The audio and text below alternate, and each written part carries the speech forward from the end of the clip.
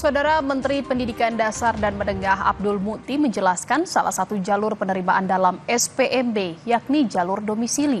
Mendikdasmen menyebut jalur domisili di SPMB memberikan kesempatan bagi calon murid baru untuk bersekolah di lintas provinsi.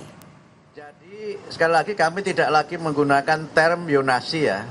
Kami luruskan termnya itu adalah domisili. Nah, ada yang memang berbeda, kalau SD itu masih sama dengan yang sebelumnya, tidak ada perubahan untuk SD. SMP itu yang berubah persentase masing-masing jalurnya. Jadi jalurnya kan ada 4, jalur domisili, jalur prestasi, kemudian jalur afirmasi, dan jalur mutasi. Untuk SMA itu kita pakai rayon yang itu lebih luas, tidak hanya dalam lingkup yang berkaitan dengan kecamatan, tapi sudah lingkup provinsi, sehingga mereka yang mengambil studi atau belajar jenjang SMA itu bisa mengambil di luar kabupatennya, tapi kita upayakan tetap dalam provinsinya. Tapi dalam hal di mana mereka tinggal di provinsi yang bersebelahan dengan provinsi lain, yang secara domisili lebih dekat, maka dimungkinkan mereka juga belajar di provinsi lain yang domisilinya memang lebih dekat.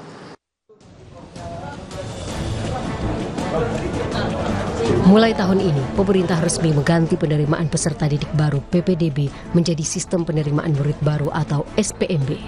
Perubahan dilakukan untuk menghapus stigma di masyarakat yang menyatakan bahwa penerimaan murid baru hanya terbatas pada zonasi. Padahal ada jalur penerimaan lainnya.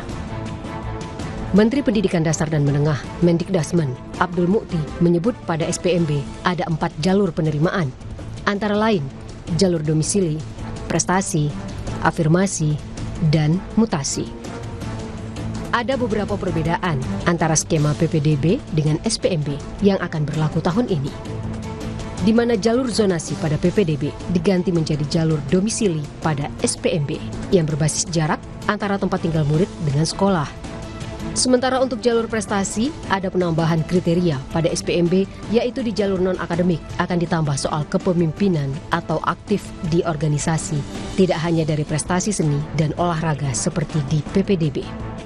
Sementara untuk jalur afirmasi masih sama dengan PPDB, yaitu dari keluarga kurang mampu dan penyandang disabilitas, dengan kuotanya akan ditambah. Terakhir, melalui jalur mutasi, yaitu perpindahan tugas orang tua karena pekerjaan, termasuk guru yang mengajar di sekolah. Mendikdasmen menyebut perubahan sistem penerimaan murid baru SPMB berlaku di tingkat SMP dan SMA, sedangkan untuk jenjang SD tetap menggunakan sistem yang sama. Mendikdasmen memastikan persentase penerimaan murid di setiap jalur akan ditambah dalam SPMB. Yang baru untuk SD semuanya sama, tidak ada perubahan. SMP itu yang berubah adalah persentase masing-masing jalur. Dan untuk jalur prestasi yang baru adalah adanya, kalau sebelumnya jalur prestasi itu kan ada akademik dan non-akademik. Non-akademik itu hanya ada 2, yaitu olahraga dan seni. Ditambah lagi nanti itu adalah jalur kepemimpinan. Jalur afirmasi itu persentasenya kita tambah, yang memang masih untuk 2 kelompok. Pertama adalah untuk penyandang disabilitas, kemudian yang kedua adalah untuk masyarakat atau murid yang berasal dari keluarga yang kurang mampu. Jalur mutasi itu adalah karena tugas orang tua, dan termasuk jalur mutasi itu adalah kuota untuk para guru yang mengajar di sekolah tertentu.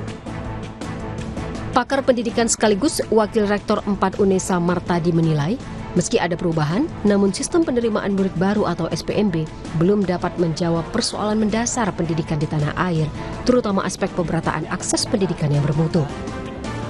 Menurut saya, ada PR yang lebih substansial untuk bisa menyelesaikan masalah pemerataan mutu ini. Pertama adalah, di awal kita akan melakukan pembatasan penerimaan siswa baru melalui 4 jalur itu. Tetapi yang tidak kalah penting, kita harus by design sekolah-sekolah itu dikapasitasi dan dirancang setiap tahun akan ada sekolah yang bermutu.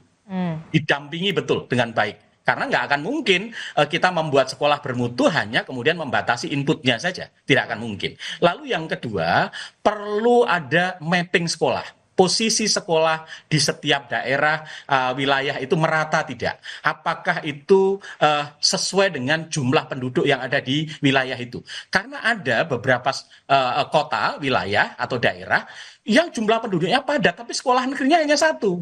Nggak mungkin itu. Tapi ada yang jumlah penduduknya sedikit, tapi beberapa sekolah negerinya banyak. Ini kan karena lokasi sekolah tidak sesuai dengan kebutuhan jumlah penduduk yang ada di sana. Menteri Pendidikan Dasar dan Menengah menyebut aturan ini sudah diterima dan disetujui Presiden Prabowo, tinggal menunggu terbit usai mendengar masukan berbagai pihak. Tim Liputan Kompas TV.